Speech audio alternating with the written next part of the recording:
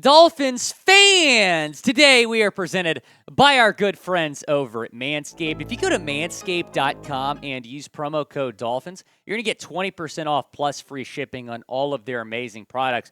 We're going to tell you about two of their products later on today's show, so stick around for that. Before we get into today's show, we're in a shares battle with the Dallas Cowboys report.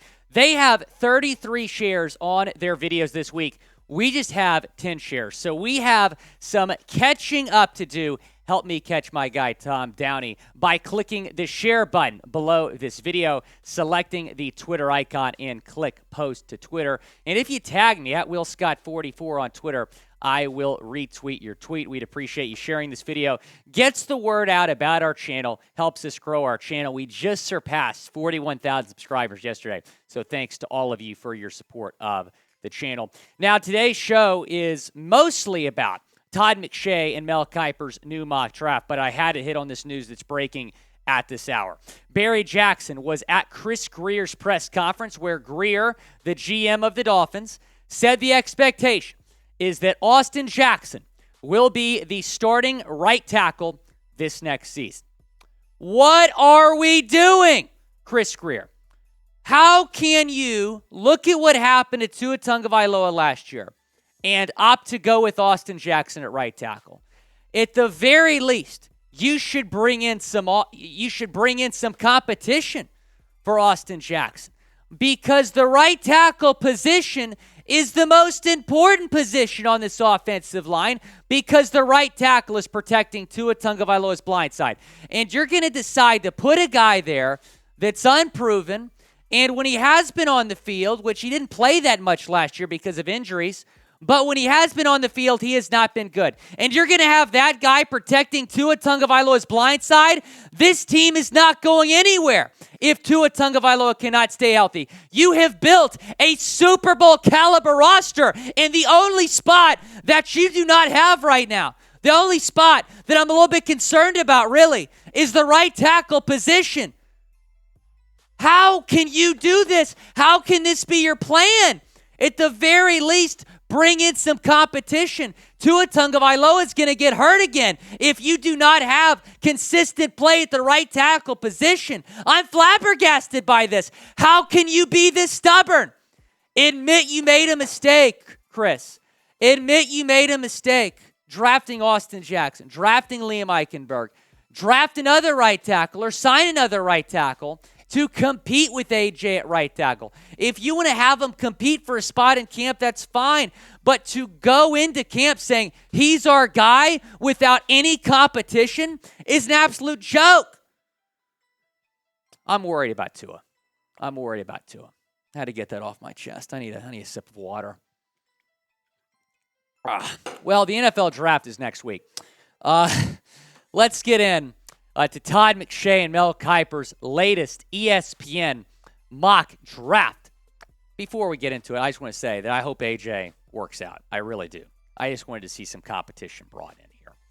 Let's take a look at this mock draft as we fast forward here to near the Dolphins selection late in the second round. Jonathan Mingo, the wide receiver of Ole Miss, going number 44 overall to the Atlanta Falcons. B.J. Ojulari, the edge rusher from LSU, number 45 overall, the Green Bay Packers. Tyreek Stevenson, number 46 overall, the cornerback from the Miami Hurricanes, going from Miami to New England. Keely Ringo, the corner from Georgia, number 47 overall, to the Washington Commanders. Jahmyr Gibbs, the running back from Alabama. He's been linked a lot to the Dolphins, but in this mock draft, he's going to the Lions. Antoine Harrison, the offensive tackle from Oklahoma. I'd be interested in him if he's available. But here he is going number 49 overall to the Pittsburgh Steelers. And then one of my dream prospects, DeJuan Jones, the offensive tackle from Ohio State, could be your starting right tackle day one. He goes right before the Dolphins selection. Number 50 overall, Tampa Bay. And then number 51 overall, Brenton Strange, the tight end from Penn State. Mel Kiper has the Dolphins selecting him at number 51 overall, in him and Todd McShay's latest mock draft. So in this mock draft, they were alternating picks. McShay took DeJuan Jones, number 50 overall, and then Mel Kiper, number 51 overall. Brenton Strange going to the Dolphins. Here's what Kiper said about the fit. I struggled a little bit with this one. Miami's first pick of the draft Could it go with the running back, or will it fill that need on the veteran market? I like Strange's upside as a pass catcher, and he is more rounded than Mike Gesicki, who left for New England in free agency. And we've heard Brenton Strange linked to the Dolphins before. Taking a look at his stats from this past season at Penn State, 32 receptions, 362 yards, 11.3 yards per catch, 5 touchdowns for the Nittany Lions last year. And the Penn State tight end was seen talking to Mike McDaniel at the Penn State Pro Day a couple weeks ago. They had an interaction. Mike McDaniel was certainly a hit amongst the Penn State players. Taking a look here at, I should say, a picture from Penn State's Pro Day. If we could put that up on screen, Mike McDaniel was seen watching Brenton Strange at the Penn State Pro Day. Those two had an interaction. Here was the conversation from that interaction. Taking a look here at what was said. Onward Sports reporting this. Miami Dolphins head coach Mike McDaniel has been popular amongst Penn State players at the Pro Day. Jair Brown says, I just wanted to say you funny as hell, man. A lot of people don't get it. Brenton Strange said, I heard you were at Champs last night. Everyone was texting you about it. Champs is a very popular sports bar at Penn State. We'll discuss more about the Strange pick here in a second. First, let me tell you about our friends over at Manscaped. And Brenton Strange is certainly a great prospect, but the best prospect that we're talking about on today's show is the prospect of having Manscaped taking care of your needs from head to toe. Manscaped has long, elite downfield play with their Lawnmower 4.0. But in 2023, they have the rookie sensation Beard Hedger to ensure the face of your franchise is a pretty one. I use the Beard Hedger all the time. My beard, very well trimmed right now, looking fresh thanks to Beard Hedger. 10 different lengths to choose from with this Beard Hedger. So if you have a nice thick beard, you can maybe go with the 10. If you have a nice kind of well-trimmed beard like myself, maybe go with a 2. I typically use a 2 for the length. Also, of course, the Lawnmower 4.0 on sale right now. So go and pick it up at manscaped.com. Promo code Dolphins, 20% off plus free shipping. That link, that promo code in the comments and the description of today's video. Manscaped.com, promo code Dolphins. Going back to Brenton Strange, I like him as a prospect. I like him more in the third round, though. If he were to fall to the Dolphins in the third round, he might be a reach in the second round. I just think there's more. I think there's some other tight end prospects that I like a little bit better than Strange in round 2. Strange is a guy, that's been linked to the Dolphins. Here are some other names that have been linked to the Dolphins. Some other tight ends that were taken here in this mock draft. Luke Musgrave at number 40 overall, the tight end from Oregon State.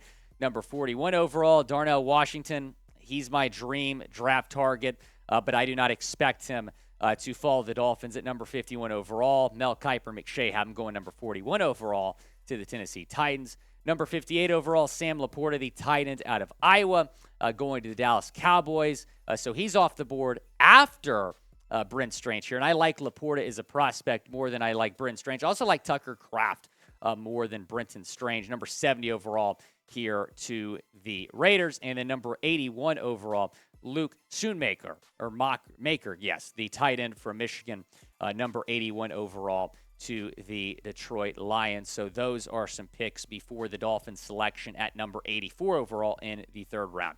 Should Miami draft Brenton Strange? Type D for draft or type P for pass down in the comment section. I would not mind drafting him in the third round if he fell that far. I don't know if he's going to fall that far. I'm not crazy about taking him in the second round. Fast forwarding now to the Dolphins' third round selection here in the McShay and Kiper mock draft. Todd McShay has the Dolphins selecting Notre Dame defensive end Isaiah Foskey at number 84 overall. The Dolphins certainly could use some more depth on the defensive line. McShay tends to agree. Taking a look at what Foskey did this past season at Notre Dame, I mean, the stats are insane. 11 sacks, 44 tackles, 1 forced fumble, 14 tackles for loss for Foskey at Notre Dame. And McShay even said that he wasn't sure if he was going to be available at, I should say, this far down in the draft.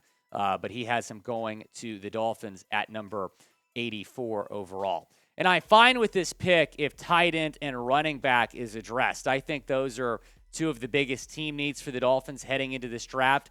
And if the Dolphins, let's say, sign Dalvin Cook, if he gets cut, and they draft a tight end in the second round, I'd be perfectly fine with this selection in the third round. Here's what McShay said about Foskey to Miami. It's a little surprising that Foskey slid this far, as he plays with really good explosion off the edge. And with only 4 selections, Miami has to nail every one of its picks, and this is good value at this point in the third round. So Foskey to Miami, according to Todd McShay and Mel Kiper Jr. Taking a look at the current defensive line depth chart, I expect the Dolphins to certainly address this in the draft.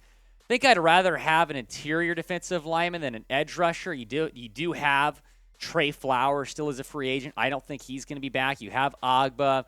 I feel pretty good about some of the edge rushers on this team. But right now, you really don't have a backup interior defensive lineman behind Raekwon Davis. So the ESPN mock draft results: in the second round, you take Brenton Strange, the tight end from Penn State. In the third round, the Dolphins going with Isaiah Foskey, the defensive end from Notre Dame. Grade ESPN's mock draft. Type A, B, C, D, or F down in the comment section. Let me know what you think about ESPN's latest mock draft as we now shift to the CBS mock draft that was released yesterday. Who do they have the Dolphins selecting here in the second and third round? In the second round, CBS has the Dolphins selecting Pittsburgh defensive lineman Calijah Kancey at number 51 overall. He is more of an interior defensive lineman. As I mentioned earlier, I think that might make more sense than maybe drafting an edge rusher. Taking a look at what he did at Pittsburgh this past season in 11 games, 8 sacks, 15 tackles for loss, 31 tackles. I really like this pick. But I still believe that tight end and running back is a bigger team need right now, I should say, for the Dolphins. Third round, the CBS has the Dolphins selecting Tucker Kraft, the tight end out of South Dakota State. Really like this pick for the Dolphins. And if he's on the board in the third round, I do believe the Dolphins should select him. He is one of my dream draft scenarios for the Miami Dolphins. And on next week's show, we'll get you some dream draft scenarios for the Miami Dolphins. Do you want to draft Tucker Kraft? Type Y for yes or type N for no down in the comment section. Go down and chime in below. Do you think the Dolphins should draft Tucker Kraft?